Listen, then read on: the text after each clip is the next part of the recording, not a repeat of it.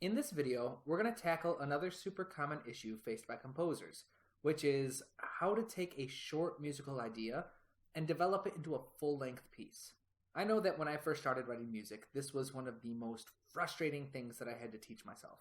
I could sit down at a piano and come up with a bunch of different licks or motifs, but would really struggle to turn them into full-length pieces. Fortunately, I've been able to learn how to navigate this part of the composing process much more confidently over the years.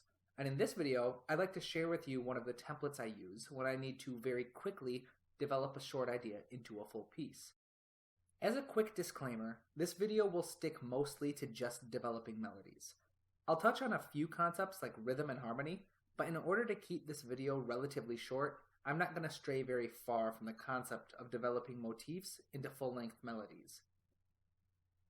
I'd also like to point out that there are literally countless different ways you can develop your ideas into full pieces, and that the template I share with you today is by no means the end-all be-all to great tunesmithing.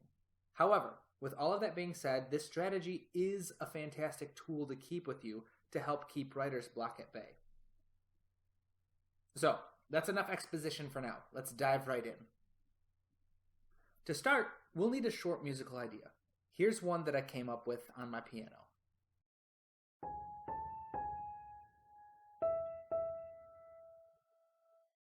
Your musical idea can be anything you'd like, but the template I'm going to share with you typically works best with short ideas that last only a bar or two in length. So once you've got your motif, it's time to move on to step number 2. Now, this step forms half of the foundation for the entire template in this video. We're going to use the pre-vade method to develop our little motif into a somewhat longer melodic idea. Pre-vade is a concept taken from improvisational studies in music. It stands for present, repeat, vary, and deconstruct. Present means simply that. We're going to present our musical idea. This kickstarts our melody and introduces the new material we'll be working with. Next, we're going to simply repeat it to help establish this motif as the main material that we'll be using in this entire piece. After we've done that, we add in a little variety. In this step, we're simply repeating the motif a third time, but this time around, we're changing it up a little bit. You can do this by adding new notes, taking away pre-existing notes, switching up the rhythm, changing the harmonies, or whatever you'd like to do. In this case, I'm going to sequence the motif, which is just a fancy way of saying I'm going to move it up or down in pitch, and I'm also going to switch up these last two notes. As a quick sidebar, if you're looking for more information on different ways you can develop or add variety to your motifs, check out the link in the description of this video. It'll take you to my website where I upload notes and guides to the concepts that I cover in these videos.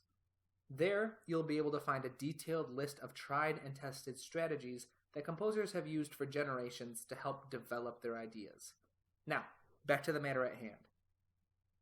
The final step in pre-vade is the deconstruction phase, which is possibly one of the most confusing but important parts of this entire process.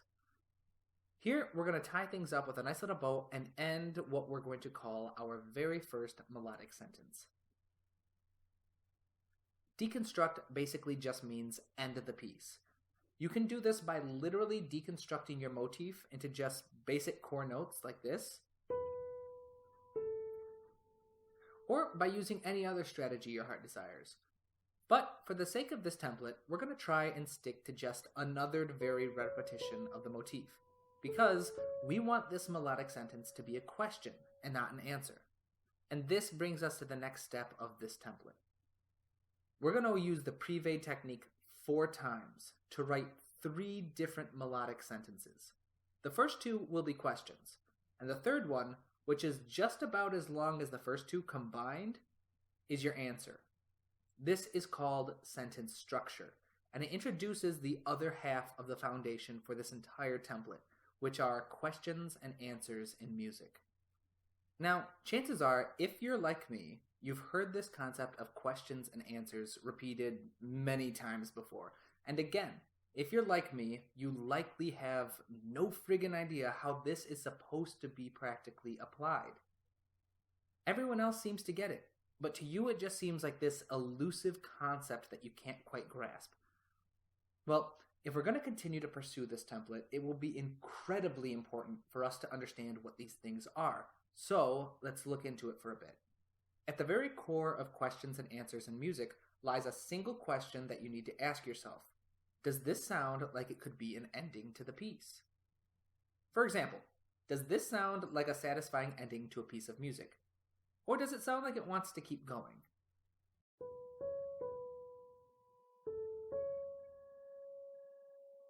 That sounds like it should keep going, right? Now, what if I change the ending to this?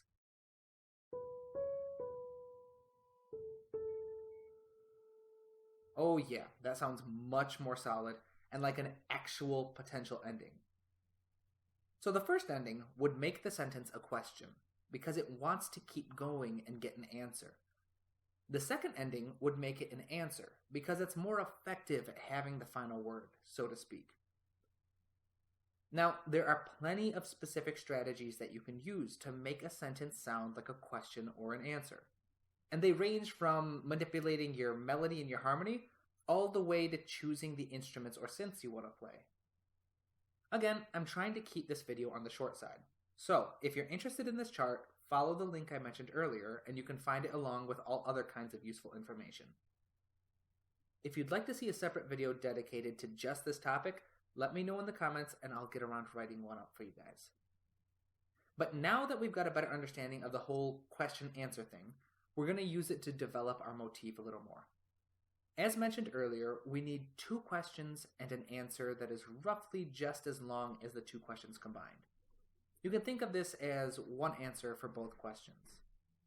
As long as we've got a musical idea and the pre-vade method in our belts, this shouldn't be at all difficult to do. So, there we go. Here we've got our first full sentence structure, or melodic paragraph, if you will. I've used a few different strategies to write the melody and harmonies to make sure that we've got the requisite number of questions and answers. I'll make sure to include notes on the screen about what I did while we listen to what's written. So let's give this a quick listen to.